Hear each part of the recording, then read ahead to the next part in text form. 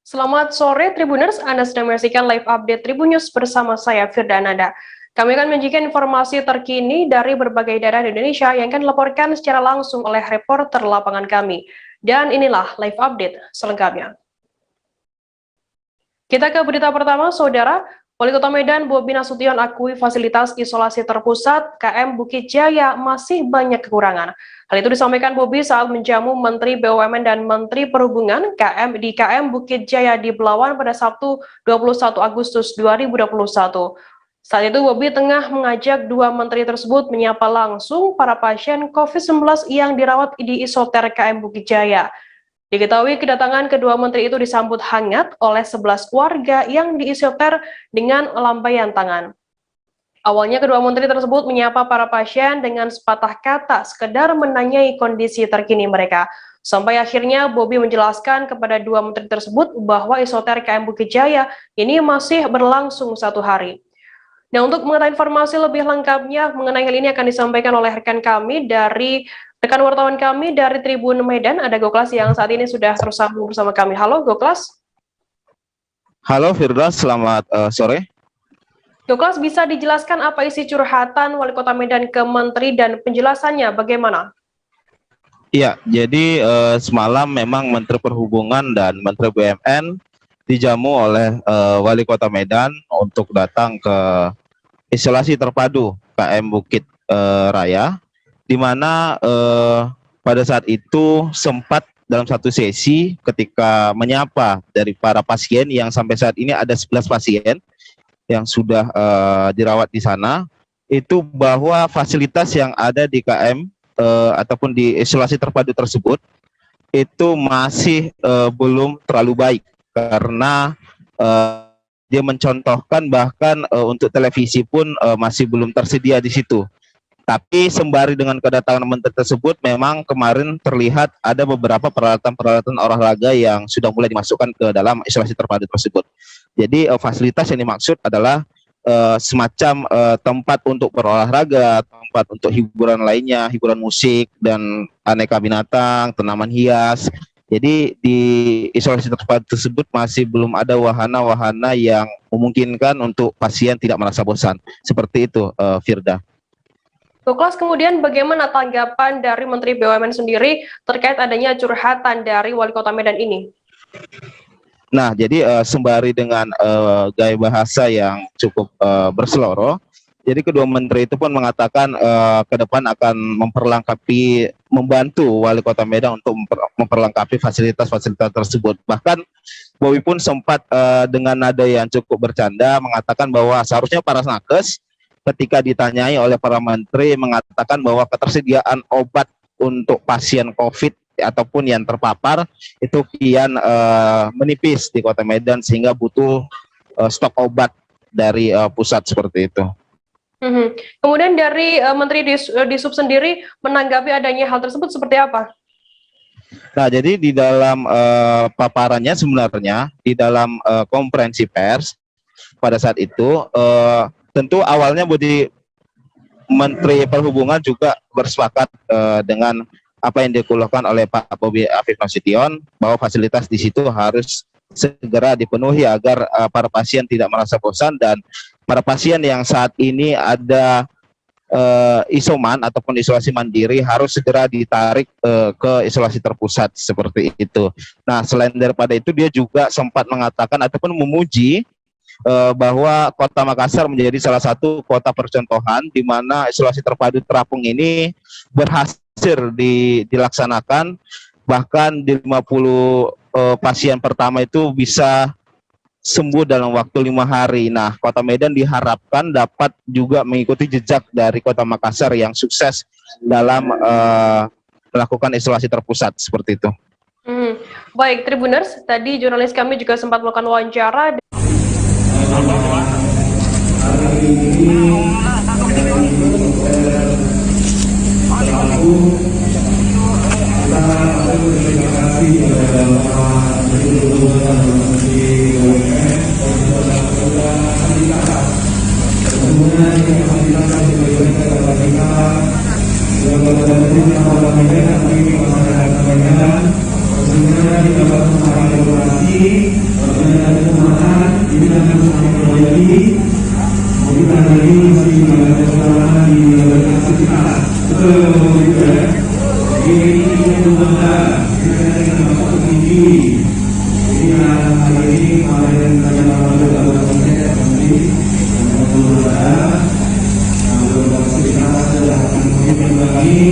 Di sini tempatnya tempat untuk menyenangkan diri, untuk melepas segala yang menjadi pikiran. Mudah-mudahan yang ada di sini dan ini juga merasa bosan, nanti melakukan kegiatan begitu mulai berolahraga, kegiatan dan juga kegiatan diri, kemudian juga support. Dan kami juga terima kasih kepada TNI Polri yang sudah membantu Pak Kapolres yang sudah mengakomodir ada teman-teman yang akhirnya ada di dalam kapal itu. Terima kasih bersama kepada Bapak Kapolres. Kami mengucapkan terima kasih bersama apapun kendalanya tidak kita diskusikan di dalam ini dari Bapak Kapolres dan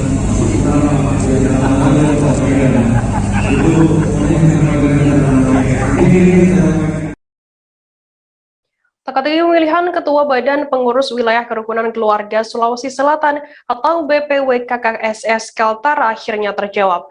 Setelah menyisakan dua nama akibat dari pengunduran bakal calon ketua Zainal Paliwang sebagai calon ketua, maka KKS Kaltara resmi memiliki pemimpin baru yakni Brigjen TNI Sulaiman.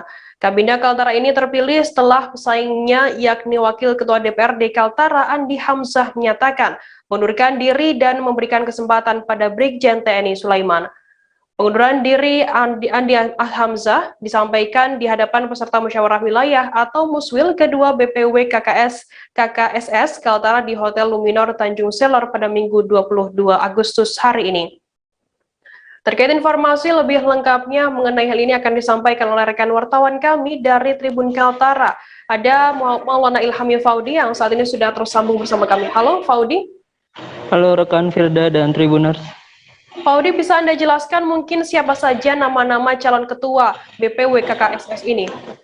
Baik, sebelum akhirnya Brigjen TNI Andi Sulaiman terpilih menjadi Ketua KKS Kaltara, sebelumnya beredar setidaknya 8 nama calon ketua, diantaranya Gubernur Kaltara Zainal Paliwang, lalu ada Wali Kota Tarakan Dr. Khairul, lalu ada Wakil Ketua DPRD Kaltara Andi Hamzah, bahkan juga ada nama senator atau anggota DPD RI asal Dapil Kaltara, yaitu Hasan Basri.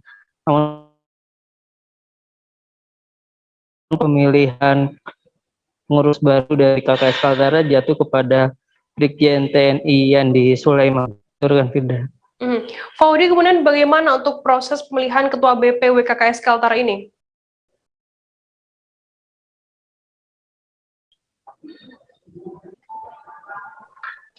Halo, Faudi? Ya, rekan Firda. Faudi, bisa Anda jelaskan bagaimana untuk proses pemilihan Ketua BPW KKSS Kaltara ini? Ya, untuk proses pemilihannya sendiri,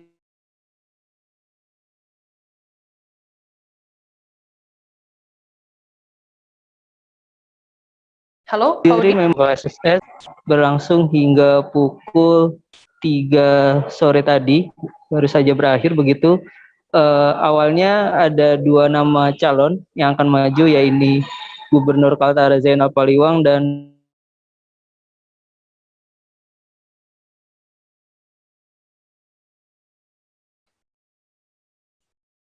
Wakil Ketua sendiri, setelah ingin memberikan kesempatan kepada calon lainnya yang dirasa lebih kompeten dan lebih muda, yaitu akhirnya calon tersebut dipilih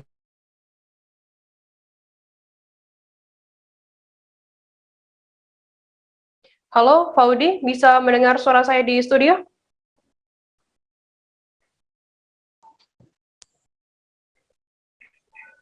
Halo, Faudi.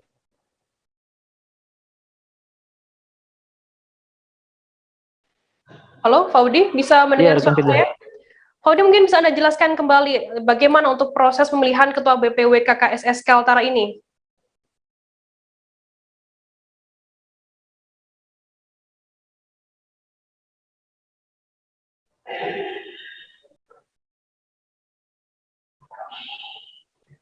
Halo, Faudi? Baik, rekan Firda. Faudi, kemudian apa yang akan dilakukan Ketua BPW KKSS Kaltara yang sudah terpilih ini, Brigjen TNI? Baik, tadi kami sempat bertanya kepada Brigjen TNI Adi Sulaiman, apa saja yang akan dilakukan saat menjabat sebagai Ketua BPW KKSS Kaltara periode 2021 hingga 2026.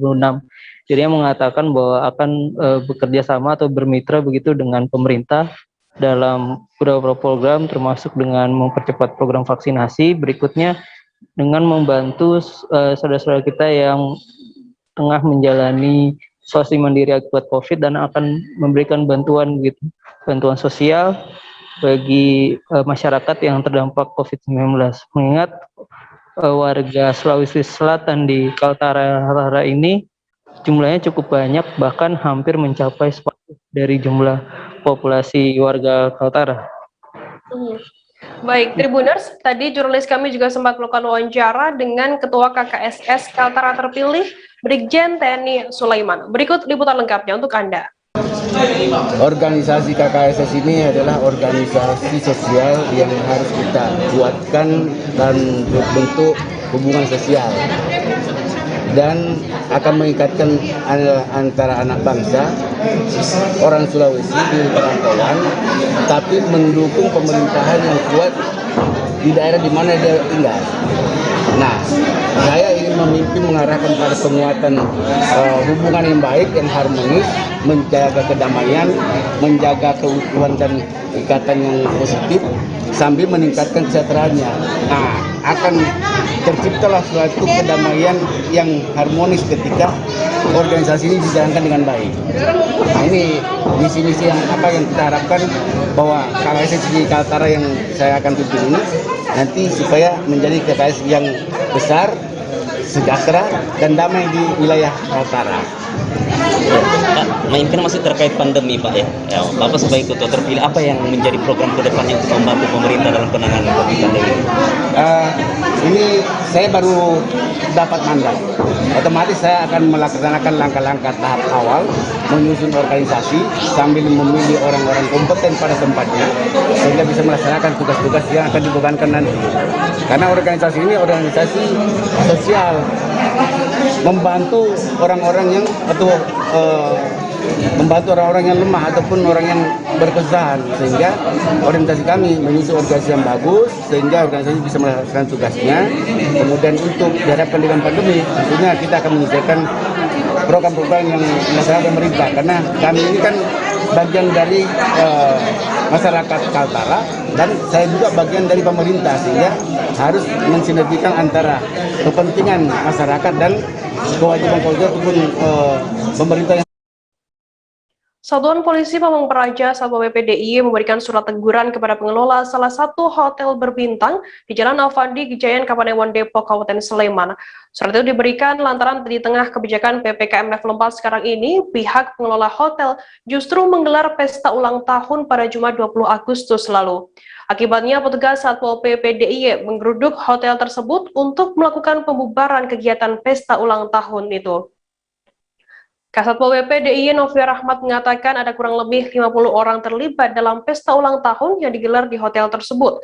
Mereka dibubarkan karena pihak manajemen hotel dinilai melanggar instruksi Gubernur nomor 23 INST 2021 tentang penerapan PPKM level 4 di wilayah DIY.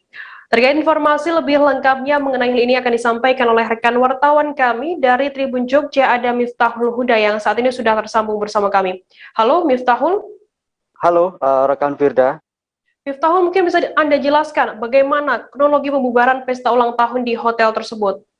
Baik, sebagaimana diketahui bahwa Satpol PP DIY selama PPKM level 4 ini diberlakukan, mereka rutin melakukan patroli, termasuk ke tempat-tempat hiburan, hotel, restoran, dan juga tempat hiburan malam.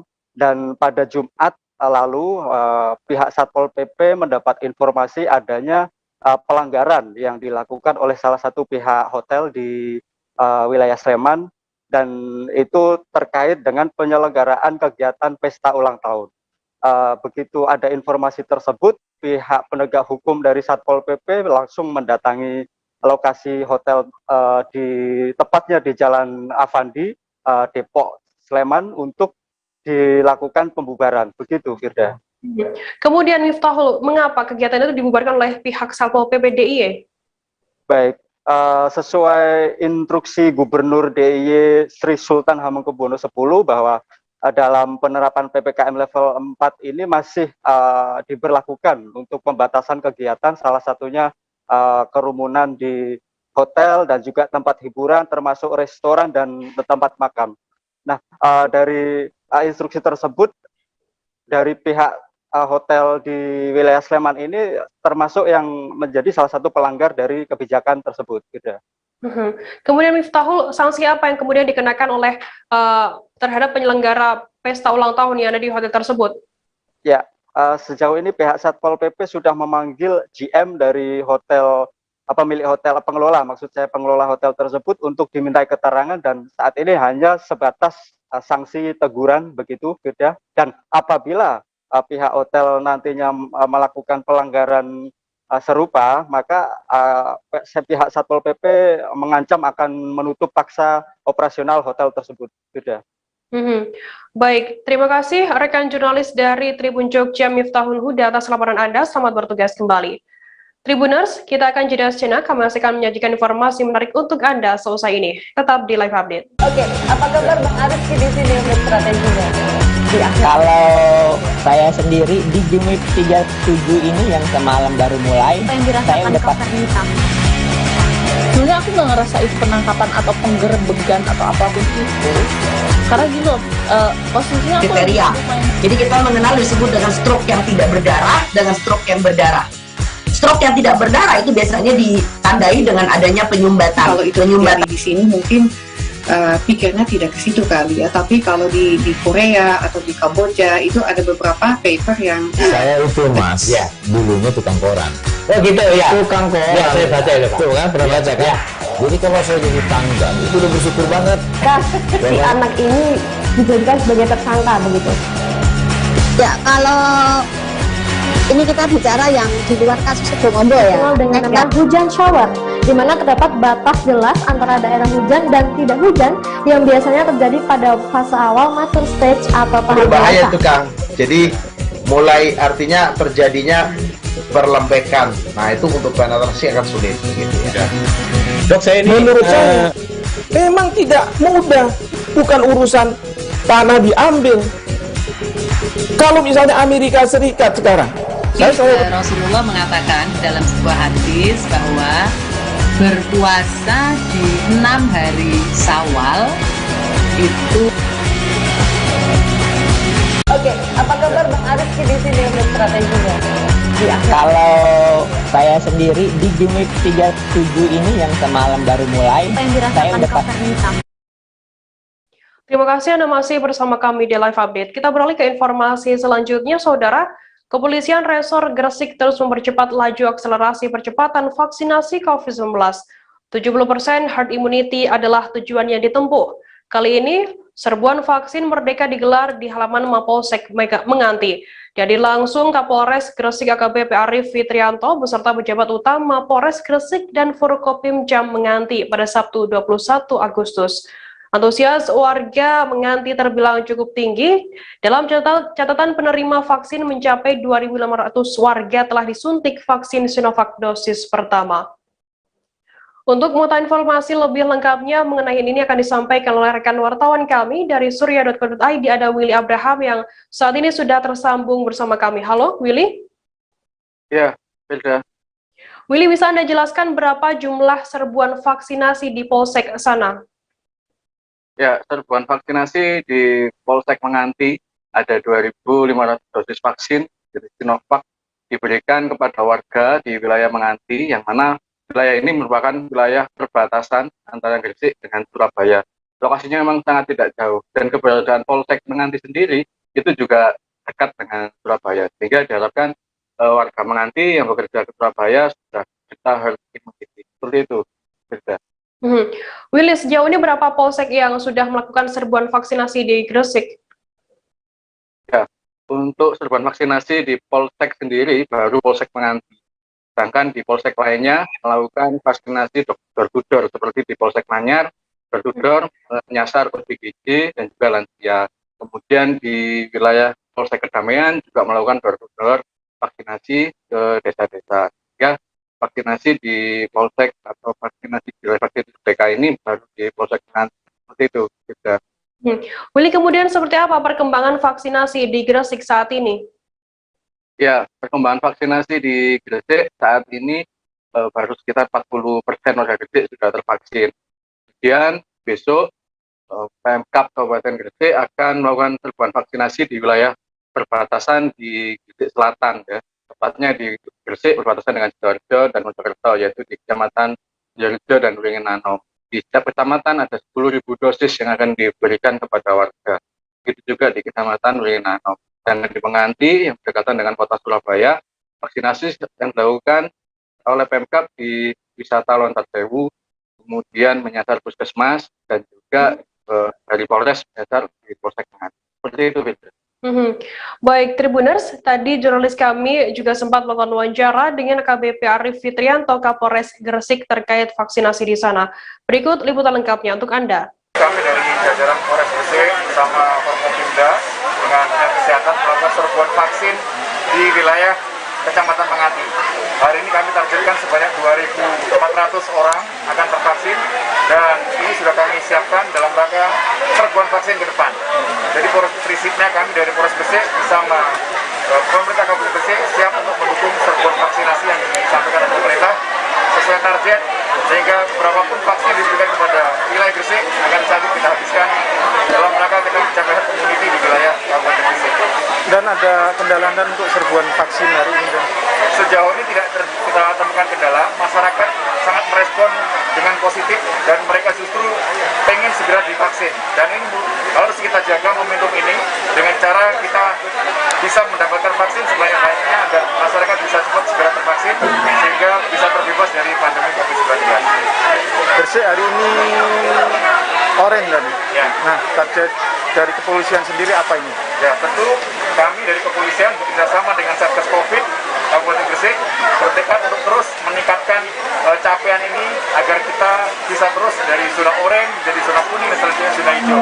Termasuk juga dalam pelaksanaan PPKM, karena kita terhadap ada di aglomerasi Surabaya Raya, kita bekerja keras untuk terus menurunkan level PPKM ini bisa ke level 3 maupun level 2 dan level 1 sehingga kegiatan masyarakat bisa kembali normal, kemudian sosial budaya dan kegiatan pendidikan di sekolah bisa berjalan. Berdasarkan data Dinas Kesehatan Kabupaten Oku Timur, jumlah masyarakat yang sudah disuntik vaksin dosis 1 sebanyak 56.676 orang. Sedangkan untuk dosis 2, masyarakat yang sudah divaksin berjumlah 37.127 orang. Saat ini Dinkes setempat juga memberikan vaksin Moderna bagi masyarakat umum untuk dosis pertama. Sebelumnya Moderna hanya diberikan secara khusus bagi tenaga kesehatan untuk dosis ketiga di Oku Timur. Termasuk dengan ibu-ibu hamil yang usia kandungannya di atas 6 bulan juga diberikan vaksin Moderna. Terkait informasi lebih lengkapnya mengenai hal ini akan disampaikan oleh rekan wartawan kami dari Tribun Sumsel, ada Edo Pramadi yang saat ini sudah tersambung bersama kami. Halo Edo? Iya, Fidwa. Edo, bisa Anda jelaskan berapa persen masyarakat di sana yang sudah divaksin COVID-19?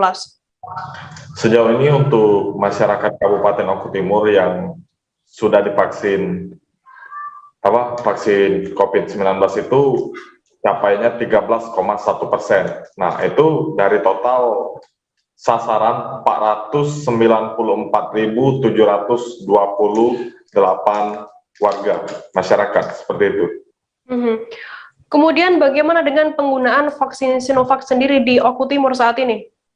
Untuk vaksin Sinovac itu sebelumnya di Oku Timur ini menggunakan vaksin Sinovac untuk dosis 1. Nah, untuk saat ini lebih ke Moderna, namun untuk usia 12 sampai 17 tahun itu masih diutamakan untuk menggunakan vaksin Sinovac. Seperti itu. Edo, kemudian apakah ada vaksin jenis baru lagi yang digunakan untuk masyarakat di Oku Timur sendiri? Ya, untuk sejauh ini Dinas Kesehatan Kabupaten Oku Timur baru saja mendapatkan informasi bahwa mereka akan menerima vaksin baru jenis AstraZeneca. Nah, jadi nantinya vaksin tersebut akan didistribusikan juga ke masyarakat Oku Timur. Seperti itu, rekan Firda. Baik, terima kasih wartawan Tribun Sumsel Edo atas laporan Anda. Selamat bertugas kembali. Terima kasih. Kita beralih ke informasi selanjutnya, Saudara. Bencana longsor terjadi di Poros Palopo Toraja yang terjadi pada 26 Juni 2020 lalu, tepatnya di kilometer 24 Kelurahan Batang Barat, Kecamatan Uara Barat, Palopo. Jalan utama yang merupakan jalan nasional di lokasi tersebut juga amblas. Tak hanya jalan, 9 rumah ikut terbawa longsor dan sedikitnya 17 kepala keluarga terdampak bencana. Setahun lebih pasca longsor, kendaraan roda 4 sama sekali belum bisa melintas. Pasca terjadinya longsor, dibangun jembatan penghubung khusus untuk roda 2. Sementara untuk jembatan roda 4 kini masih dalam tahap pembangunan. Diproyeksikan pembangunan jembatan dengan anggaran 31 miliar tersebut akan selesai di akhir Agustus ini. Terkait informasi lebih lengkapnya akan disampaikan oleh rekan wartawan kami dari Tribun Timur, ada Arwin Ahmad yang saat ini sudah tersambung bersama kami. Halo Arwin. Ya, rekan. Arwin, bisa Anda jelaskan sejauh ini seperti apa progres pengerjaan jembatan penghubung Palopo dan Toraja Utara ini? Ya, sedikit pembuka. Setahun lebih pasca terjadinya longsor dan pergeseran tanah di jalur Palopo Toraja Utara, tepatnya di kilometer 24 Batang Barat, Kota Palopo pada 26 Juli 2020 lalu. Kini masih dalam proses pengerjaan. Di mana pada peristiwa itu membuat jalan utama yang merupakan jalan nasional ini amblas. Hingga kini kendaraan roda 4 belum dapat melintas. Untuk akses roda 2 itu beberapa pekan pasca kejadian, pihak balai membangun jembatan darurat.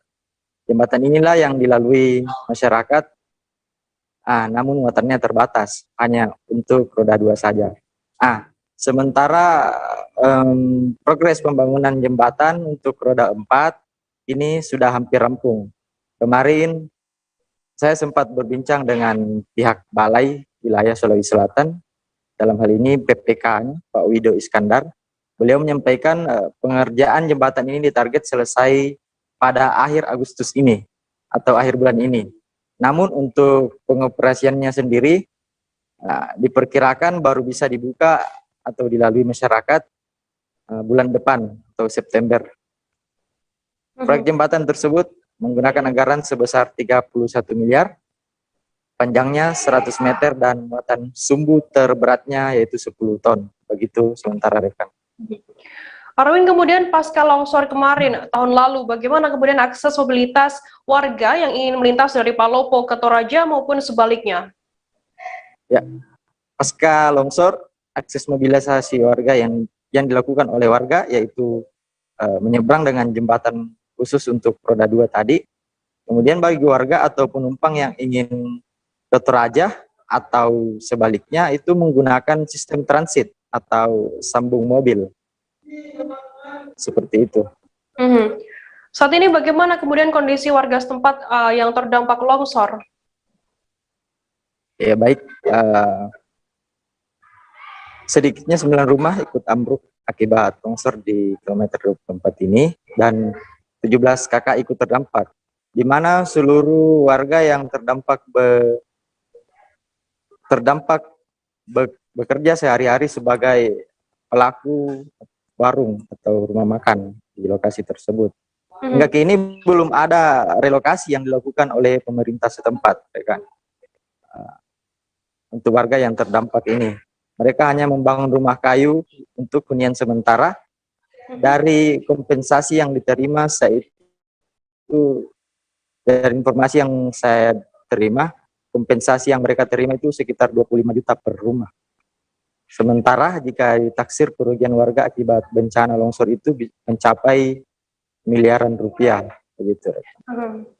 Oke, baik. Terima kasih wartawan dari Tribun Timur Arwin Ahmad atas laporan Anda. Selamat bertugas kembali. Seorang warga di Cilegon membeli sepeda motor baru dengan uang recehan senilai 17,8 juta rupiah. Informasi lengkapnya akan kami hadirkan selesai jeda. Tetap di Live Update. Oke, apa kabar Bang Arif di sini untuk strateginya? Kalau saya sendiri di Jumip 37 ini yang semalam baru mulai, saya udah Sebenarnya aku nggak ngerasa itu penangkapan atau penggerebekan atau apapun itu, karena gini loh, posisinya aku kriteria. Jadi kita mengenal disebut dengan stroke yang tidak berdarah dengan stroke yang berdarah. Stroke yang tidak berdarah itu biasanya ditandai dengan adanya penyumbatan. Kalau itu penyumbatan di sini mungkin pikirnya tidak ke situ kali ya, tapi kalau di Korea atau di Kamboja itu ada beberapa paper yang saya itu mas, ya dulunya tukang koran. Oh gitu ya, tukang koran. Ya saya baca itu pak. Tuh kan pernah baca kan? Ya. Jadi kalau saya jadi tanggal itu udah bersyukur banget. Si anak ini dijadikan sebagai tersangka begitu. Ya kalau ini kita bicara yang di luar kasus Situbondo ya, dengan nama hujan shower, di mana terdapat batas jelas antara daerah hujan dan tidak hujan yang biasanya terjadi pada fase awal mature stage atau tahap berbahaya itu Kang. Jadi mulai artinya terjadinya perlembekan. Nah itu untuk penetrasi akan sulit gitu ya. Dok saya ini menurut saya memang tidak mudah, bukan urusan tanah diambil.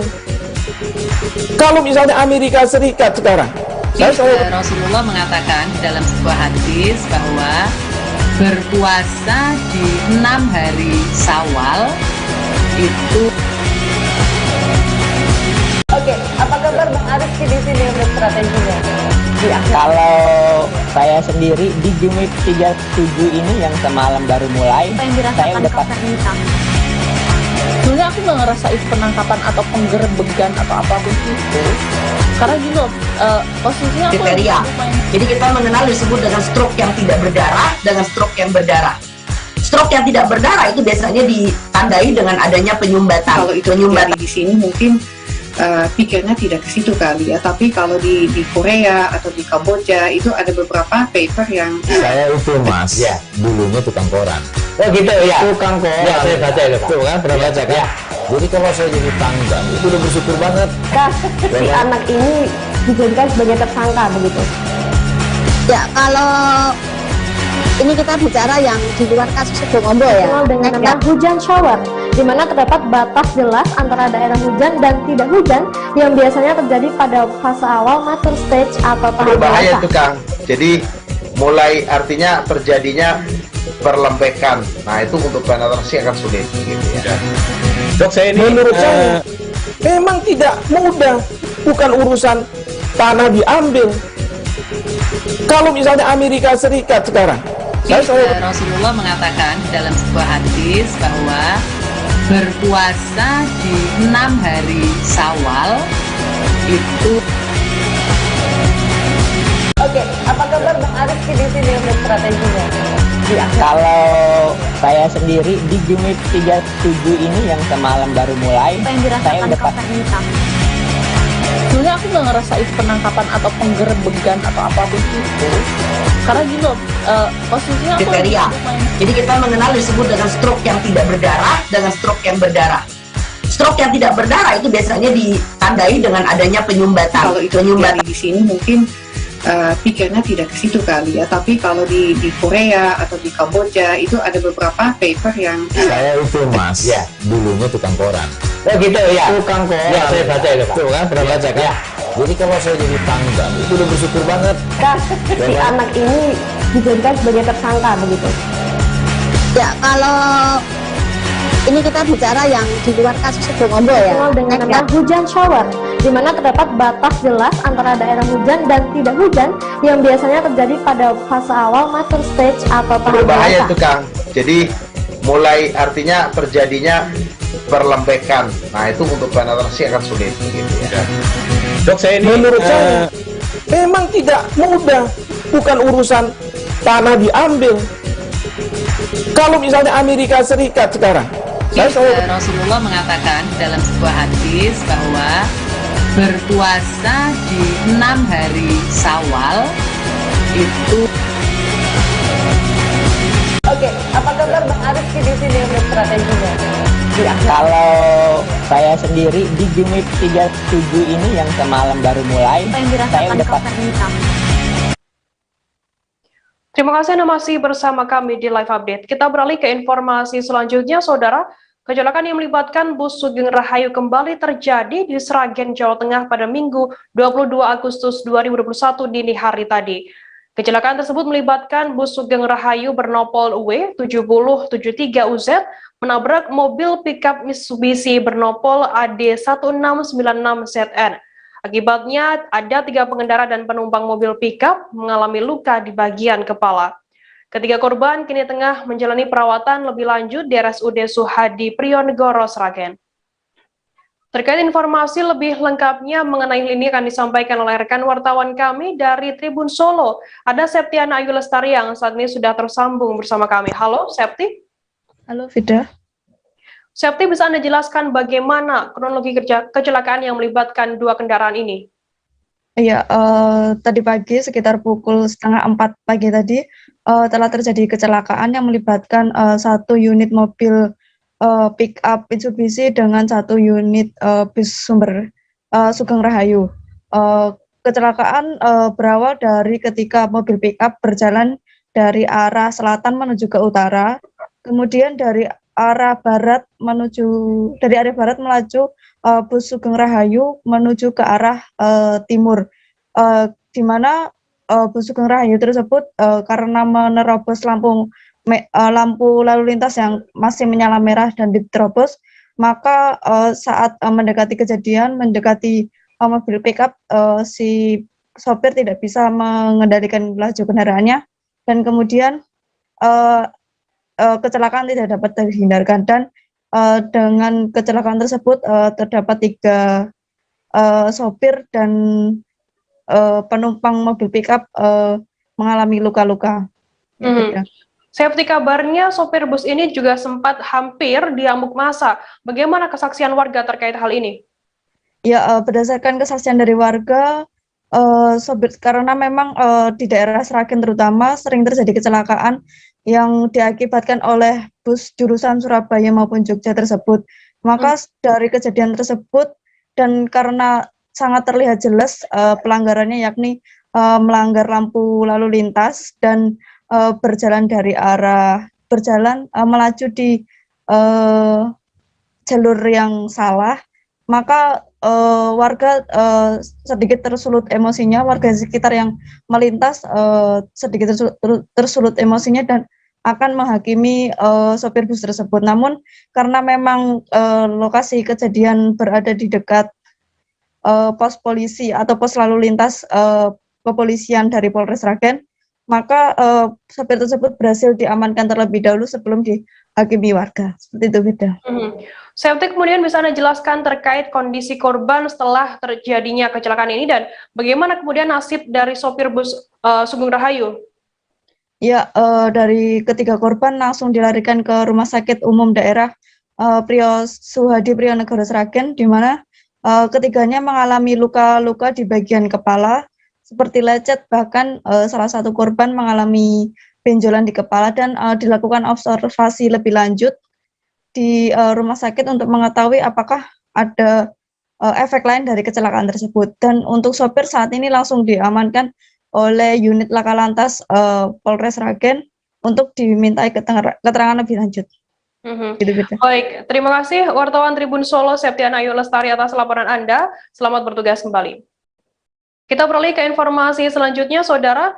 Petugas Satuan Polisi Pamong Praja dan Wilayatul Hisbah atau Satpol PP dan WH Banda Aceh dibantu TNI dan Polri melancarkan razia penegakan syariat Islam pada Jumat 20 Agustus 2021 hingga Sabtu 21 Agustus dini hari. Mereka menyasar sejumlah kafe dan hotel di Banda Aceh yang selama ini disinyalir melanggar. Dalam razia tersebut, petugas menggerebek sekelompok muda-mudi yang sedang pesta miras. Mereka digerebek di salah satu kafe di kawasan Kuala Cangkoy atau tepatnya di Gampong Blang, Kecamatan Meuraka, Banda Aceh. 10 botol miras berbagai merek, baik yang masih kosong maupun berisi, disita oleh petugas. Kemudian petugas di 2 hotel di Penayong dan Lampriat sehingga berhasil mengamankan 3 pasangan non-mukrim. Terkait informasi lebih lengkapnya akan disampaikan oleh rekan wartawan kami dari Serambi Indonesia, ada Muhammad Nasir yang saat ini sudah tersambung bersama kami. Halo Nasir. Ya, halo Firda. Nasir, bisa Anda jelaskan bagaimana proses pelaksanaan penggerebekan dan apa saja yang ditemukan oleh pihak kepolisian dan tim lainnya? Ya, Firda. pada Jumat 20 Agustus malam, tim Satpol PP dan Wilayatul Hisbah atau lebih dikenal Polisi Syariah Islam melakukan razia rutin sebenarnya pada akhir pekan. Namun pada kali ini berdasarkan informasi masyarakat, petugas mendapat informasi jika ada kafe yang sedang melakukan pesta miras oleh sekelompok muda-mudi. Kemudian juga ada hotel yang dijadikan tempat menginap pasangan non-muhrim seperti itu.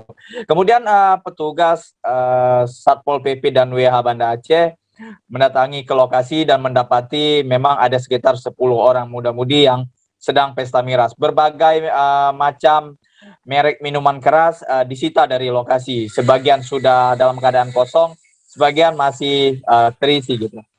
Kemudian juga petugas bergerak ke lokasi yang lain di 2 hotel yang ada di Banda Aceh, kemudian menemukan 3 pasangan non-muhrim di dalam kamar. Seperti itu, Firda. Kemudian Nasir, bagaimana, seperti apa tindakan terhadap pelaku dan juga penyedia tempat terkait adanya penggerebekan atau razia ini? Ya, menurut Polisi Syariah di Banda Aceh, terhadap penyedia tempat, baik itu kafe maupun hotel, bahkan pelaku akan diambil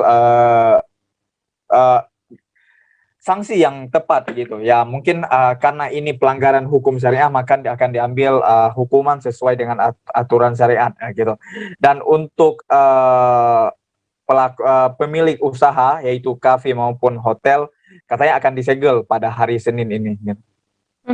Kemudian terkait pelaku ini yang terjaring razia di sana, apakah nantinya juga akan dicambuk? Ya, benar, Firda.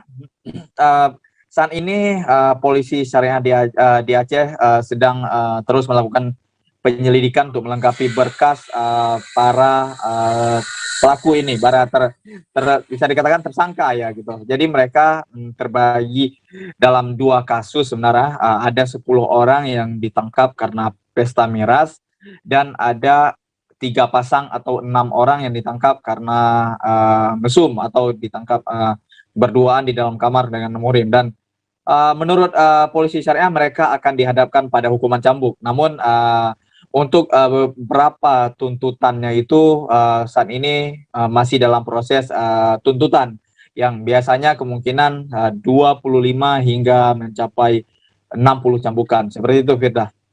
Baik, terima kasih wartawan Serambi Indonesia Muhammad Nasir atas laporan Anda. Selamat bertugas kembali. Kita beralih ke informasi selanjutnya, Saudara.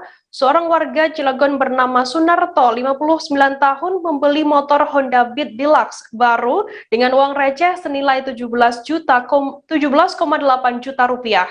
Sunarto diketahui merupakan warga lingkungan Kubang Sepat, RT 1 RW 7, Kelurahan Citangkil, Kecamatan Citangkil, Kota Cilegon. Kepala Cabang Astra Motor Cilegon, Ferry Setiawan mengatakan Sunarto datang sekitar pukul 10 pagi bersama sang istri menggunakan sepeda motor. Keduanya membawa kardus yang berisi uang koin dan lembaran Rp2.000 untuk membeli sepeda motor.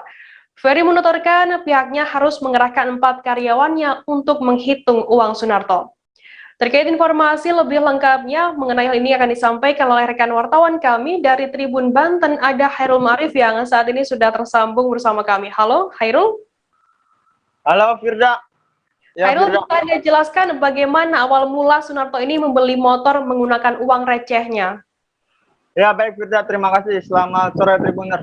Jadi Sunarto sebelumnya mengecek harga motor di beberapa dealer sebelum memutuskan untuk membeli di Astra Motor Cilegon ini. Dirinya mengaku mendatangi sekitar 3-5 dealer motor yang ada di Kota Cilegon untuk meninjau harga terlebih dahulu. Selanjutnya ketika dirinya sudah menemukan harga yang pas untuk uang tabungan yang dimilikinya, dirinya mendatangi tempat itu pada hari Sabtu kemarin. Sebelum mendatangi juga, dirinya juga menjelaskan terlebih dahulu sekitar 3 hari sebelumnya kepada penjaga di Astra Motor Cilegon tersebut, apakah boleh untuk membeli motor dengan uang recehan yang sebanyak itu. Mungkin dirinya mengaku karena malu, jadi dirinya harus memberitahukan terlebih dahulu kepada petugas yang ada di Astra Motor Cilegon. Saat diperbolehkan, Sabtu kemarin sekitar pukul 10 pagi Sunarto datang ke Astra Motor Cilegon untuk membeli motor tersebut. Akhirnya dirinya memutuskan untuk membeli motor Honda Beat Deluxe warna silver yang kebetulan lagi tidak tersedia di Astra Motor Cilegon, sehingga dirinya harus menunggu beberapa saat. Jadi Sunarto membeli motor ini dengan sistem pre-order terlebih dahulu dengan membayar DP sekitar 4,5 juta rupiah. Firda, begitu Firda. Kemudian bisa Anda jelaskan apakah memang betul motor yang dibeli oleh Sunarto ini untuk anaknya? Ya, betul sekali Firda. Sunarto mengaku memiliki 5 anak, 2 sudah berkeluarga dan berpisah, memiliki rumah masing-masing, dan 3 ini masih tinggal bersamanya. Dan motor tersebut sedianya diberikan kepada anaknya yang bungsu, yang masih sekolah di tingkat SMA atau sederajat. Dirinya memang sudah berencana membelikan motor untuk anak bungsunya ini, karena hanya anak bungsunya ini saja yang belum memiliki motor. Kakak-kakaknya sebelumnya sudah memiliki motor, jadi dirinya membelikan motor ini untuk anaknya. Sunarto mengaku selama kurang lebih 5 tahun belakangan ini mengumpulkan uang tersebut untuk membelikan anak bungsunya motor. Begitu Firda. Hairul, kemudian bisa Anda jelaskan profesi Sunarto sendiri sebagai apa selama ini hingga bisa menabung dan mengumpulkan uang untuk membeli motor untuk anaknya? Baik Firda, terima kasih.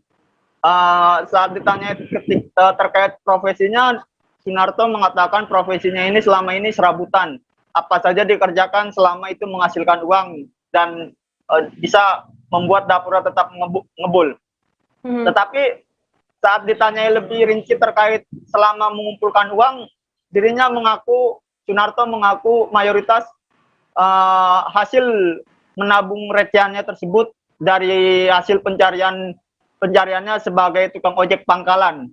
Di dekat rumahnya, pangkalan ojeknya sekitar berjarak 300 meter dari rumahnya. Jadi uang 17,8 juta rupiah tersebut dikumpulkan Sunarto selama kurang lebih 5 tahun belakangan ini sebagai tukang ojek.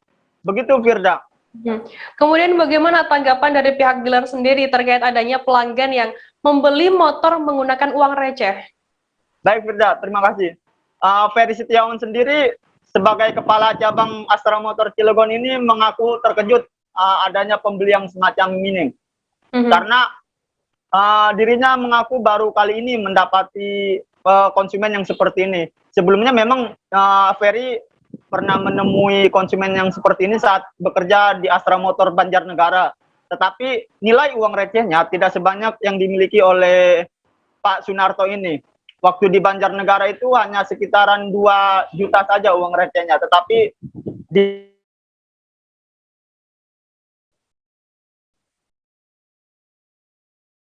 Halo, Hairul?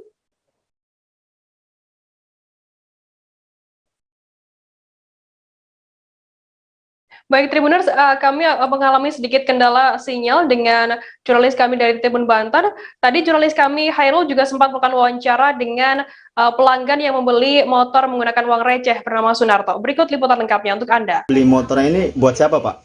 Buat anak yang bungsu atau yang nomor 5. Buat sekolah ya, Pak? Ya, buat rencana buat sekolah lah, biar agak cepat perjalanan. Ngumpulinnya kira-kira berapa lama ya, Pak? Ya, kurang lebih 5 tahun lah. 5 tahun ya? Ya, selama 5 tahun itu Bapak bekerja sebagai apa, Pak? Ya, dulu mah ya pernah kerja serabutan, pernah gitu. Ya, pernah jualan, pernah. Cuman ya jualan kadang-kadang kan nggak lancar, kadang-kadang ya kadang-kadang ngojek gitu, sambilan serabutan aja lah. Tapi ya, selama buat ngumpulin ini? Yang agak rutin tuh ngojek lah. Ngojek. Berarti buat ngumpulin ini rata-rata dari penghasilan ngojek ya, Pak ya? Iya, begitulah. Tribuners, selesai jeda kami akan kembali dengan informasi menarik lainnya. Tetap di Live Update. Oke, apa kabar Bang Arif di sini untuk strateginya? Kalau saya sendiri di Jumip 37 ini yang semalam baru mulai, saya udah Sebenarnya aku nggak ngerasa itu penangkapan atau penggerebekan atau apapun itu, karena gini loh, posisinya aku kriteria. Jadi kita mengenal disebut dengan stroke yang tidak berdarah dengan stroke yang berdarah. Stroke yang tidak berdarah itu biasanya ditandai dengan adanya penyumbatan. Kalau itu terjadi di sini mungkin pikirnya tidak ke situ kali ya, tapi kalau di Korea atau di Kamboja itu ada beberapa paper yang saya itu mas ya dulunya tukang koran. Oh gitu ya, tukang koran ya, saya baca itu tuh kan, pernah baca kan ya.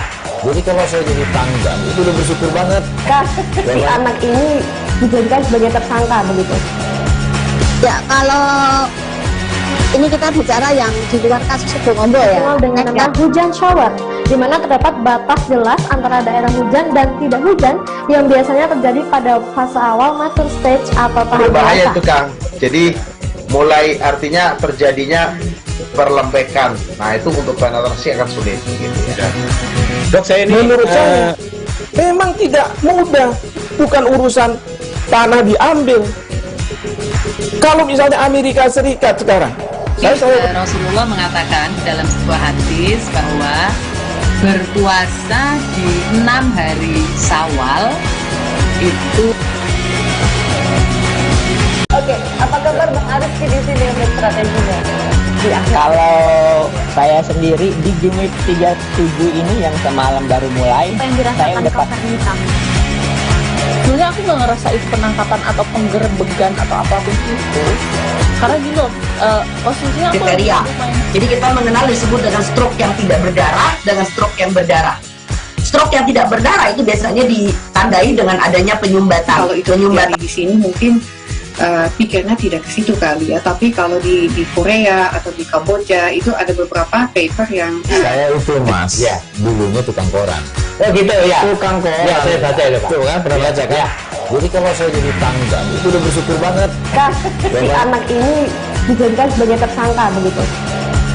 Ya kalau ini kita bicara yang di luar kasus Situbondo ya, dengan nama hujan shower.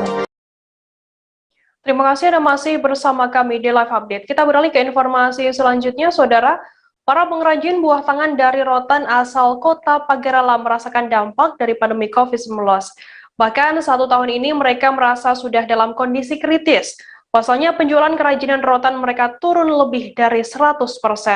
Bahkan kadang dalam 1 bulan belum tentu hasil kerajinan rotan mereka laku terjual. Seperti yang diceritakan oleh Nur Lela, salah satu pengrajin rotan di kawasan Jalan Lintas Pagar-Alam Lahat, tepatnya di Desa Tanjung Menang, Kecamatan Dempo Selatan. Nur Lela mengaku sangat merasakan dampak dari pandemi COVID-19. Hasil kerajinan mereka sama sekali tidak laku, meski pada hari biasa bahkan pada hari libur panjang. Terkait informasi lebih lengkapnya akan disampaikan oleh rekan wartawan kami dari Sriwijaya Pos, ada Wawan Setiawan yang saat ini sudah tersambung bersama kami. Halo, Wawan. Halo, rekan Firda. Wawan, bisa dijelaskan apa penyebab penjualan kerajinan rotan di Pagar-Alam ini anjlok? Oke, selama ini memang para pengrajin ini hanya mengandalkan pembelian dari wisatawan. Namun sejak pandemi, pembatasan untuk keluar masuk kota Pagar-Alam juga dibatasi, akhirnya kan wisatawan tidak masuk. Hal ini yang membuat mereka tidak dapat pembeli, Firda. Kemudian berapa persen turunnya penjualan pengrajin semenjak adanya pandemi COVID ini? Kalau untuk penurunan pembelian hampir 100%. Bahkan saat ini sudah beberapa kios gulung tikar karena memang setiap hari bahkan hampir 1 bulan tidak ada pembeli, dan mereka hanya menggantungkan hidup mereka dari penjualan kerajinan itu, Firda. Oh, apakah ada solusi dari pemerintah setempat terkait turunnya penjualan pengrajin rotan ini? Jika dari keterangan pengrajin sampai saat ini belum ada solusi dari pemerintah. Mereka hanya mengharapkan tidak perlu bantuan uang, namun mereka berharap pemerintah bisa membeli kerajinan mereka untuk menjadi buah tangan tamu pemerintah, begitu, Firda. Baik, Tribuners, tadi jurnalis kami juga sempat melakukan wawancara dengan pengrajin rotan di sana bernama Lydia, 34 tahun. Berikut liputan lengkapnya untuk Anda. Ini lah banyak yang tutup yuk, lapaknya. Banyak. Apa akhirnya tutup yuk? Karena pembelinya kurang, diumumkan jadi masa ada siku kan. Kurang pembelinya. Nah, ini kan pandemi ini wisata. Iya, cuma wisata wakil. Tutup kan wisata kan? Nah, makanya Semenjak PPKM ini juga terasa nian, Be. terasa nian. Jadi rombongan pengrajin yang tutup ini apa gawenya sekarang? Kan ini cari buruh harian. Oh, jadi buruh harian. Nah, udah berapa lama, Bu? Sepi pembeli? Nah, selama PPKM ini sepi nian. Oh, siapa nama kita, Bu? Lydia. Kita beralih ke Papua, saudara. Dalam menyemarakan Pekan Olahraga Nasional PON ke-20 yang akan berlangsung Oktober mendatang, mama-mama Papua penjual noken di Abipura merajut ornamen ciri khas PON Papua. Mama Papua penjual noken di distrik Abipura Ovigiai, 51 tahun mengatakan tujuannya merajut noken khas PON Papua, selain untuk menarik minat pembeli, juga untuk menyemarakan suasana PON. Dalam meriahkan PON, Ovi bersama mama-mama Papua, penjual noken lainnya merajut maskot Derawa dan Stadion Lukas NMB. Terkait informasi lebih lengkapnya akan disampaikan oleh rekan wartawan kami dari Tribun Papua, ada Aldi Bimantara yang saat ini sudah tersambung bersama kami. Halo Aldi. Iya, halo Firda dan juga Tribuners. Menjelang event Pekan Olahraga Nasional ke-20 yang akan berlangsung Oktober mendatang, mama Papua yang kesehariannya berjualan tas khas Papua Noken mempunyai inisiatif pribadi untuk merajut tas Noken dengan ikon ciri khas PON Papua, yakni maskot Derawa dan Stadion Lukas NMB. Nah, Firda dan juga Tribuners, saat ditemui Tribun Papua.com hari ini Minggu 22 Agustus 2021, mama Papua penjual noken di distrik Abipura, Ovigiai, mengatakan tujuannya merajut noken khas PON Papua ini selain untuk menarik minat pembeli, juga untuk menyemarakan suasana jelang Pekan Olahraga Nasional. Firda. Bagaimana dengan rincian harga untuk noken bermotif khas PON ke-20 Papua yang dirajut oleh mama-mama Papua ini, Aldi? Iya, baik Firda dan juga Tribuners, dapat saya informasikan terkait memang untuk rincian harganya sendiri. Berdasarkan wawancara saya bersama salah satu mama penjual tas noken, yakni Mama Ovigiai, dirinya mengatakan harga noken bervariasi tergantung ukuran dan motifnya begitu. Untuk tas noken ukuran besar sebesar Rp400.000 dan untuk ukuran kecilnya seharga Rp100.000. Firda dan juga Tribuners, hal ini tentunya sebagai pembeli ya, dengan membeli hasil karya atau produk tas noken mama-mama Papua ini, kita telah turut membantu usaha UMKM yang diusahakan oleh mama-mama Papua di Jayapura ini. Firda. Aldi, selain tas noken khas PON Papua, adakah item lain yang mungkin dijual oleh mama-mama Papua ini? Iya, Firda dan juga Tribuners, memang menarik ya usaha mereka ini. Memang selain noken sebagai tas khas Papua, mama-mama Papua di distrik Abipura ini juga menjajakan aksesoris khas Papua lainnya, seperti kalung, gelang, anting-anting, rumbai, dan juga gantungan kunci, serta pernak-pernik lainnya yang juga tentunya menyemarakan suasana Pekan Olahraga Nasional yang akan berlangsung Oktober mendatang di Bumi Cendrawasih. Harganya juga bervariasi, Firda dan juga Tribuners, dan terjangkau begitu, mulai dari Rp20.000 dan juga Rp100.000. Diinformasikan juga nih bagi Anda Tribuners yang nantinya akan memiliki agenda rencana perjalanan ke Bumi Cendrawasih, khususnya di kota Jayapura, jangan lupa singgah di distrik Abipura untuk mendapatkan ornamen khas Papua yang dikreasikan sendiri oleh mama-mama Papua di sini. Firda, kembali ke Anda di studio. Baik Tribuners, tadi jurnalis kami Aldi juga sempat melakukan wawancara dengan mama Papua penjual noken Ovigiai. Berikut liputan lengkapnya untuk Anda. Malam, nama saya Ibu Ovigiai yang sedang jualan dalam bisnis Abipura di Papua. Dan saya sedang buat dengan logo Cendrawasih, terus ini stadion PON Papua 2021. Kalau berminat datang kunjungi depan Jalan Raya Abipura, depan toko Jalan Kreat Utara. Sukseskan PON. Dan saya ingin sukseskan PON sehingga saya bikin logo PON Papua 2021. Angkat tangan. Sukseskan PON Papua. Kita beralih ke informasi selanjutnya, saudara. Sebuah video bernuansa mistis belum lama ini viral di media sosial TikTok. Video yang diunggah oleh akun @YEK_war tersebut menampilkan percakapan sekelompok orang di Terminal Tayu Pati dengan seorang pria yang mengaku berasal dari Bandung, Jawa Barat. Narasi dalam video menjelaskan bahwa pria asal Bandung itu mengaku sudah menginap 3 hari di Rumah Sakit Kristen atau RSK Tayu, menjenguk seorang teman yang dirawat di sana. Keterangan tersebut sontak membuat orang-orang yang berbincang dengannya takjub. Bagaimana tidak, RSK Tayu sudah tidak beroperasi sejak 2013 lalu. Bahkan secara kasat mata, bangunan RSK Tayu sudah mangkrak dan tidak terawat. Semak-semak bergerumbul juga tak beraturan. Jurnalis kami dari tribunjateng.com Mas Kahuzan berhasil melakukan penelusuran dan menggali informasi mengenai video viral tersebut dan para saksi mata dan orang-orang yang terekam dalam video. Dan saat ini Mas Kah sudah tersambung bersama kami untuk memberikan informasi lengkapnya untuk Anda. Halo Mas Kah. Halo Firda. Mas Kah, bisa Anda jelaskan bagaimana mulanya RSK Tayu ini bisa viral belum lama ini? Baik, jadi seperti yang sudah kita ketahui bersama, sekitar pekan lalu, akun TikTok YEK_war mengunggah sebuah video yang ditonton lebih dari 13 juta kali dan mendapatkan komentar lebih dari 22.000.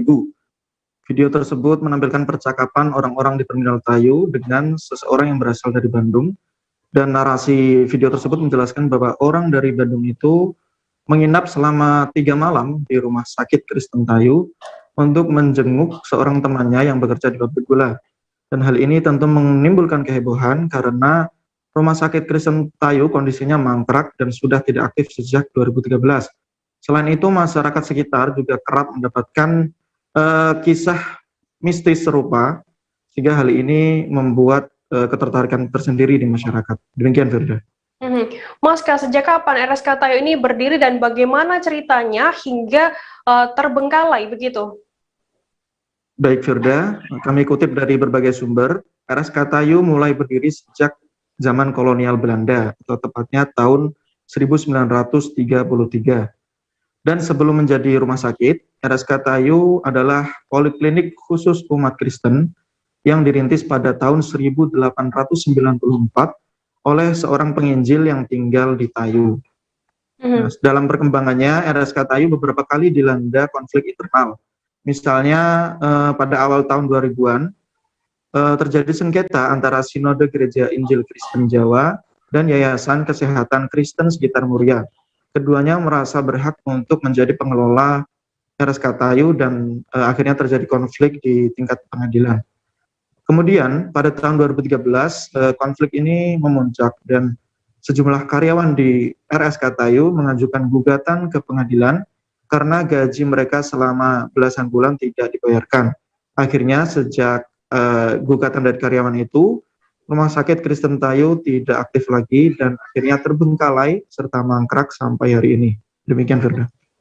Kemudian Mas Kah, apakah sudah diketahui siapa sosok pemuda asal Bandung yang menginap di RSK Tayu belum lama ini dan bagaimana pengakuannya? Baik Firda, berdasarkan penelusuran kami, ternyata pemuda asal Bandung yang menginap di RSK Tayu adalah konten kreator di platform Bigo Live dan YouTube yang mengusung nama Kreator Misteri 99 atau CM99. Kami juga sempat berhubungan via telepon dengan Kreator Misteri 99 dan mereka mengkonfirmasi bahwa memang mereka adalah orang yang menginap di Rumah Sakit Tayu, dan orang yang terekam dalam video viral yang diunggah di TikTok adalah salah satu anggota mereka yang bernama Egi. Jadi menurut pengakuan mereka, mereka menginap di RSK Tayu untuk melakukan uji nyali yang merupakan tantangan atau endorse dari spender atau istilahnya pemodal mereka di platform Bigo Live. Jadi mereka melakukan eksplorasi di rumah sakit yang terbengkalai itu selama 1 malam, tepatnya pada tanggal 12 Agustus pada Kamis malam atau malam Jumat. Dan di situ mereka juga melakukan tantangan untuk tidur di ambulans dengan menggunakan kain kafan. Dan anggota Kreator Misteri 99 yang melaksanakan tantangan tersebut adalah Rahmat alias Ahmad. Dan Ahmad ini mengaku setelah dia menjalankan tantangan tidur di ambulans memakai kain kafan, dia sampai pingsan dan tidak sadarkan diri. Nah, setelah itu mereka mengakhiri eksplorasi mereka di RSK Tayu dan mengistirahatkan diri di penginapan di sekitar Tayu selama 2 hari. Jadi menurut pengakuan mereka, mereka bukan 3 malam full di rumah sakit, melainkan hanya 1 malam di rumah sakit, kemudian 2 malam selanjutnya di penginapan di Tayu. Nah, ketika dikonfirmasi mengenai keterangan dari video yang viral bahwa mereka menjenguk seorang teman yang dirawat di RSK Tayu, tim dari CM99 mengatakan bahwa itu bukan miskomunikasi. Tapi mereka sempat linglung setelah melakukan eksplorasi di RSK Tayu. Selama 2 hari mereka menginap di penginapan itu, mereka merasa seperti ditelepon oleh seseorang. Jadi ada 3 orang dari tim CM99. Mereka semua merasa ditelepon oleh seorang ibu-ibu dan diminta untuk kembali ke RSK Tayu dan menjenguk teman mereka yang bekerja di pabrik gula di pabrik. Menurut mereka hal ini sangat aneh karena mereka bahkan tidak tahu kalau di situ ada pabrik gula. Tapi setelah itu mereka akhirnya pulang ke Bandung pada hari Sabtu. Demikian, Firda. Berarti di dalam video yang viral mengenai adanya narasi bahwa mereka menjenguk, pemuda ini menjenguk seorang temannya di RSK Tayu selama 3 hari ini, kurang betul seperti itu ya, Mas Ka? Ya, niat awal mereka memang membuat konten video, tapi mereka memang menceritakan ke orang yang merekam video viral itu bahwa mereka itu tidak bisa membedakan apakah mereka mimpi atau itu benar nyata terjadi. Mereka bertiga merasa ditelepon oleh seseorang yang menyuruh mereka kembali setelah mereka melakukan live streaming itu. Mereka diminta kembali untuk menjenguk teman mereka yang dirawat di RSK Tayu. Nah, itu mungkin karena ketakutan dan sudah drop, akhirnya mereka memutuskan pulang dan tidak kembali ke RSK Tayu lagi. Baik, terima kasih wartawan tribunjateng.com, Mas Kahausan atas laporan Anda. Selamat bertugas kembali. Tribuners, selesai jeda kami akan kembali dengan informasi menarik lainnya. Tetap di Live Update. Oke, apa kabar Bang Arif di sini untuk strateginya? Kalau saya sendiri di Jumip 37 ini yang semalam baru mulai, saya udah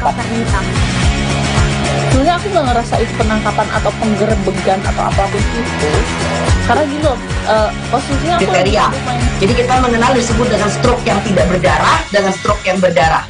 Stroke yang tidak berdarah itu biasanya ditandai dengan adanya penyumbatan. Kalau itu terjadi di sini mungkin pikirnya tidak ke situ kali ya, tapi kalau di Korea atau di Kamboja itu ada beberapa paper yang saya itu Mas, ya dulunya tukang koran. Oh gitu ya, Tukang koran. Ya saya baca itu Pak. Tuh kan pernah baca kan? Jadi kalau saya jadi tanggal itu udah bersyukur banget. Si anak ini dijadikan sebagai tersangka begitu. Ya, kalau ini kita bicara yang di luar kasus Situbondo ya, dengan nama hujan shower, di mana terdapat batas jelas antara daerah hujan dan tidak hujan yang biasanya terjadi pada fase awal mature stage atau tahap berbahaya dewasa. itu Kang. Jadi mulai artinya terjadinya perlembekan. Nah, itu untuk penetrasi akan sulit gitu ya. Dok, saya ini menurut saya memang tidak mudah, bukan urusan tanah diambil. Kalau misalnya Amerika Serikat sekarang, Rasulullah mengatakan dalam sebuah hadis bahwa berpuasa di 6 hari Syawal itu. Oke, apa kabar Bang Arif di sini untuk strateginya? Kalau saya sendiri di Jumip 37 ini yang semalam baru mulai, saya udah sebenarnya aku nggak ngerasa itu penangkapan atau penggerbegan atau apapun itu, karena gini loh, posisinya aku kriteria. Jadi kita mengenal disebut dengan stroke yang tidak berdarah dengan stroke yang berdarah. Stroke yang tidak berdarah itu biasanya ditandai dengan adanya penyumbatan. Kalau itu terjadi di sini mungkin. Terima kasih Anda masih bersama kami di Live Update. Kita beralih ke informasi selanjutnya, Saudara. Warga Mempawah Muhammad Rustami mencoba peruntungannya membuka wahana air di sekitar Sungai Mempawah. Wahana ini tersebut berupa bebek engkol dan juga sepeda air yang beroperasi setiap hari Senin hingga Minggu. Sebelumnya wahana air yang dijalankan oleh Rustami berada di sekitar waterfront Mempawah di Jalan GM Taufik, Mempawah Hilir, namun sekarang pindah lokasi di sekitar Taman Bestari Mempawah, Kecamatan Mempawah Hilir. Sampai hari ini sudah hampir 1 bulan wahana air tersebut beroperasi dan menambah suasana baru di Mempawah tiap sorenya. Untuk mengetahui informasi lebih lengkapnya akan disampaikan oleh rekan wartawan kami dari Tribun Pontianak, ada Ramadan yang saat ini sudah tersambung bersama kami. Halo Ramadan. Iya, Firda. Ramadan, bisa Anda jelaskan wisata baru wahana air apa yang ada di Sungai Mempawah saat ini? Ya, kita untuk Tribuners semuanya kita ketahui untuk di Kabupaten Mempawah sendiri pada saat ini ada wahana baru yaitu wahana air di sekitar perairan ataupun Sungai Mempawah, tepian Sungai Mempawah, yaitu adanya wahana BB Engkol dan sepeda air yang bukanya setiap hari pada Senin sampai Minggu, seperti itu. Kapan untuk jam operasionalnya, kapan dan berapa tarif untuk masuk menggunakan wahana air ini, Ramadan? Untuk jam operasionalnya sendiri memang untuk harinya dari Senin sampai Minggu, dan untuk jamnya itu tergantung pada pengunjung. Kalau pengunjung datang pagi untuk menaiki BB Engkol dan memang air sudah cukup pasang, memang sudah bisa untuk naik BB Engkol tersebut. Tapi terkadang biasa memang untuk wahana air sendiri jam operasionalnya itu sekitar jam 1 sore itu sudah mulai ramai pengunjung yang datang. Dan untuk tarifnya sendiri kita ketahui untuk dibagi pada 2 kategori, yaitu jam hari biasa dan juga weekend.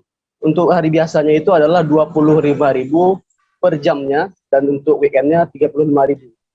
Seperti itu, Beta. Kemudian Ramadan, bagaimana untuk fasilitas keamanan bagi para pengguna wahana air ini? Ya, untuk para pengguna wahana air sendiri jangan khawatir dan jangan takut, karena pemilik ataupun dari yang menyediakan fasilitas tersebut juga sudah memperhatikan tentang bagaimana keamanan dari wahana air tersebut, karena juga sudah disediakan yaitu seperti jaket pelampung, dan air memang di sekitaran Sungai Mempawah ini sendiri arusnya tidak terlalu kencang seperti itu. Untuk respon dari pemerintah setempat maupun masyarakat dengan adanya wahana baru ini seperti apa? Ya, untuk respon sendiri memang sangat positif. Begitu juga disampaikan oleh pemerintah daerah Kabupaten Mempawah melalui Wakil Bupati kemarin, bahwasanya Wakil Bupati sangat mengapresiasi dengan munculnya ide yang diberikan ataupun dituangkan oleh warga Mempawah, di mana di tengah pandemi saat ini warga Mempawah masih bisa memberikan ide untuk mengangkat perekonomian yaitu di bidang wisata. Begitu juga disambut baik dengan bidang pariwisata Dinas Pendidikan Pemuda Olahraga Kabupaten Mempawah, karena pada intinya ini juga ditujukan memang untuk mengangkat nama Kabupaten Mempawah. Jadi kan diharapkan ke depan Kabupaten Mempawah bukan hanya menjadi kota lintas, melainkan memang kota rujukan untuk menjadi tempat berwisata, seperti itu, Firda. Baik, terima kasih wartawan Tribun Pontianak Ramadan atas laporan Anda. Selamat bertugas kembali. Kita beralih ke informasi selanjutnya, Saudara. Pandemi virus corona rupanya menjadi pukulan besar bagi sektor pariwisata. Salah satunya di Manado, Sulawesi Utara yang sedang terus mengembangkan sektor pariwisatanya.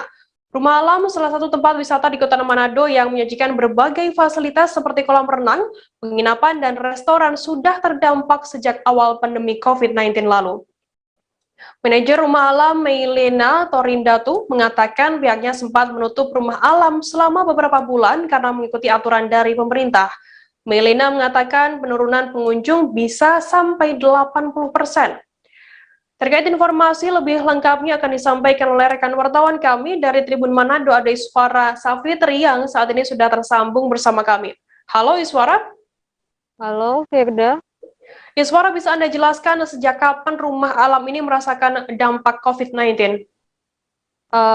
Rumah Alam sendiri sebagai salah satu destinasi wisata di Kota Manado itu sudah mengalami dampak COVID-19 itu sejak awal mula pandemi COVID-19 pada bulan Maret 2020 lalu. Nah, itu kondisinya karena pemerintah sampai fasilitas umum untuk beroperasi seperti jadi tidak masuk sama sekali, dan wisata akhirnya sampai mengurungkan beberapa bagiannya lagi tetap bekerja untuk bersih-bersih tempat wisata. Seperti itu, Firda. Iswar, apa saja dampak dari COVID-19 dan PPKM yang dirasakan oleh Rumah Alam saat ini? Nah, kalau dari sejak awal pandemi sendiri, yang jelas adanya penurunan pengunjung, itu bisa sampai 80%, yang biasanya bahkan weekend mereka ramai, kini sudah sama seperti hari-hari biasa. Nah, kemarin ketika angka COVID-19 sendiri di Sulut, khususnya Kota Manado sempat turun pada awal tahun 2021, sempat juga mereka mengalami kenaikan pengunjung. Itu meskipun tidak signifikan, yaitu hanya sekitar 40%, tapi sejak kasus COVID-19 naik lagi di Sulut, khususnya Kota Manado, beberapa bulan terakhir ini, sekitar bulan Mei sampai Juni, akhirnya pengunjung juga turun lagi sekitar 80%. Kemudian Iswara, bagaimana cara Rumah Alam sendiri meyakinkan masyarakat agar tetap mau berkunjung di sana? Yang jelas mereka menerapkan protokol kesehatan dengan ketat, seperti mengharuskan pengunjung menggunakan masker dan mencuci tangan serta mengukur suhu tubuh, dan mereka menambah fasilitas seperti tempat nongkrong yang memang sudah diatur sedemikian rupa agar berjarak dengan orang lain lebih aman daripada fasilitasnya yang lain, seperti itu. Baik, Tribuners, tadi jurnalis kami Iswara juga melakukan wawancara dengan manajer Rumah Alam Adventure Manado, Milena Torindato, terkait hal ini. Berikut liputan lengkapnya untuk Anda.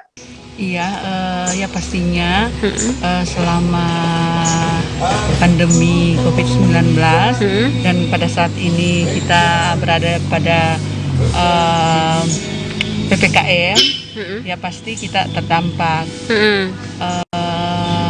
Biasanya tamu rame, untuk saat ini kita tamu sangat sedikit sekali. Oke, iya. Itu penurunannya bisa sampai berapa persen, Bu?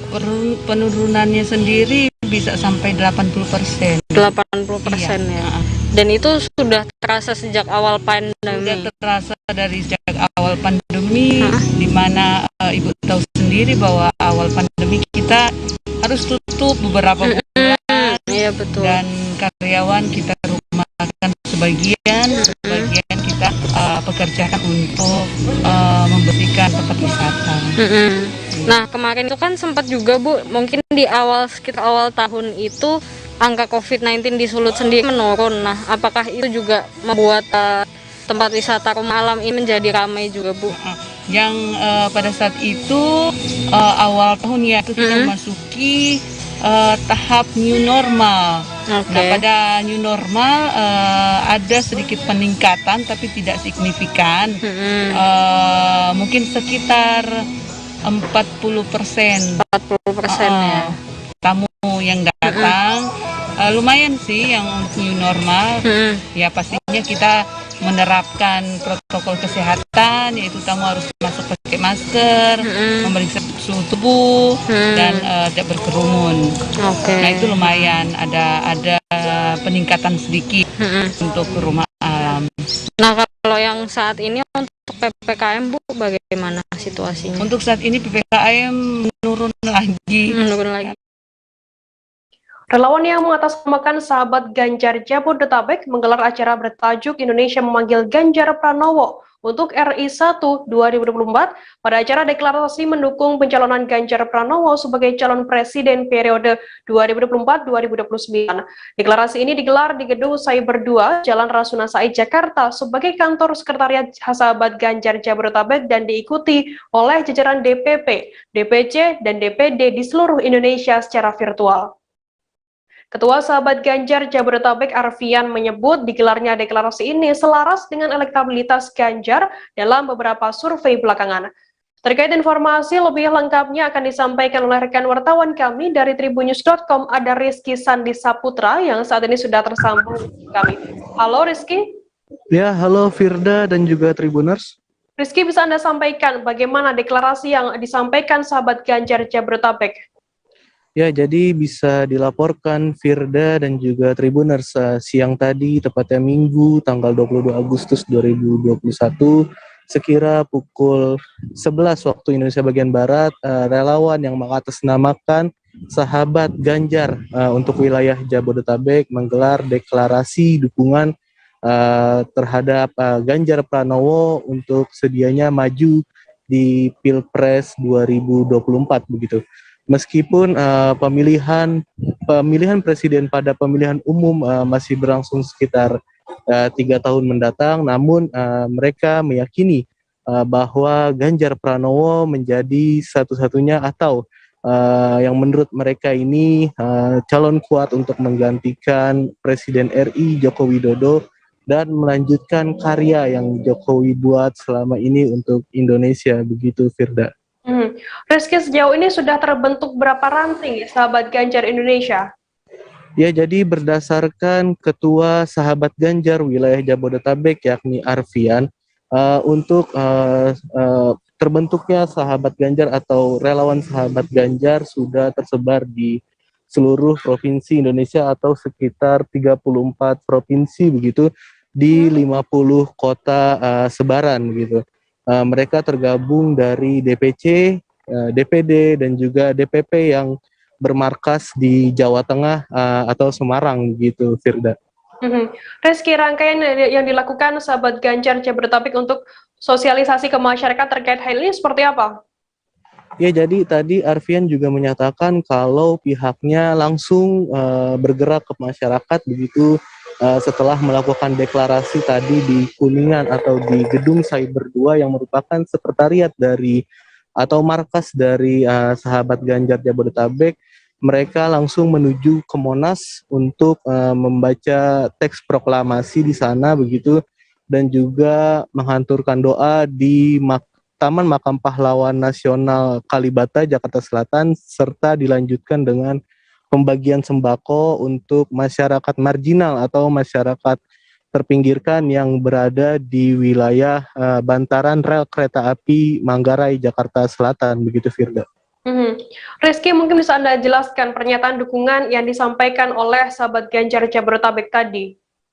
Ya, jadi menurut pernyataan dari Arfian dan juga sekretaris jenderalnya yakni Carlos Faron yang merupakan orang Spanyol yang kini sudah menjadi WNI, mereka menyatakan bahwa kesungguhan mereka mendukung Ganjar Pranowo untuk melanjutkan tongkat estafet kepemimpinan Presiden RI yang saat ini dipimpin oleh Jokowi untuk 2024-2029 mendatang, karena elektabilitas Ganjar Pranowo yang belakangan ini sangat tinggi ya menurut lembaga survei di beberapa lembaga begitu.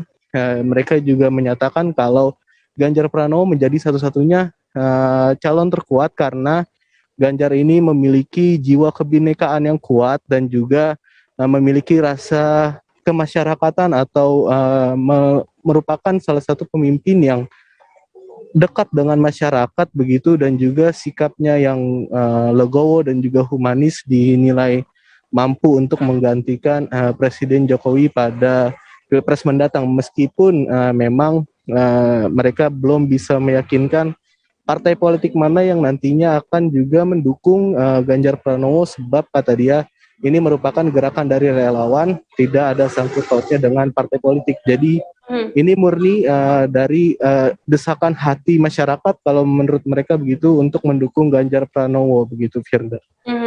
Berarti ini tidak ada Sahabat Ganjar ini tidak ada unsur politik di dalamnya seperti itu. Iya, betul. Oke. Baik Tribuners, tadi jurnalis kami juga sempat melakukan wawancara dengan Ketua Sahabat Ganjar Jabodetabek, Arfian. Berikut liputan lengkapnya untuk Anda. Hari ini teman-teman ini apa yang dilakukan Pak Arfian di situ? Hari ini saya Arfian Dikron Septiandri, Ketua DPD Jabodetabek Sahabat Ganjar, bersama sekretaris kami Pak Carlos Malgares Faron. Beliau dari Spanyol tapi sudah lama di Indonesia, dan kawan-kawan Ketua Bekasi dan Ketua Tangerang sudah hadir di sini. Kita memanggil Pak Ganjar untuk maju menjadi calon presiden pada tahun 2024. Sudah berapa banyak Pak kalau teman-teman saya boleh tahu sahabat Ganjar ini yang ada? Sahabat Ganjar hari ini kita mendeklarasikan diri 34 provinsi dan 50 kota di seluruh Indonesia. Serentak semua hari ini? Serentak semuanya. Oke, apa yang mau dijual Pak ke masyarakat tentang Pak Ganjar? Sebenarnya bukan apa yang mau kita jual. Yang kita tawarkan adalah sosok alternatif pemimpin baru. Yang itu sangat dibutuhkan untuk Indonesia masa depan. Seperti itu. Tribuners, informasi tadi sekaligus menutup perjumpaan kita dalam live update hari ini. Masih di tengah pandemi, kami terus mengingatkan Anda untuk selalu menerapkan protokol kesehatan dimanapun Anda berada. Memakai masker, mencuci tangan, menjaga jarak, menghindari kerumunan, serta membatasi mobilitas dan juga interaksi. Saya Firdananda, wakili kru yang petugas pamit undur diri. Terima kasih dan sampai jumpa. Jangan lupa like, subscribe, dan share ya!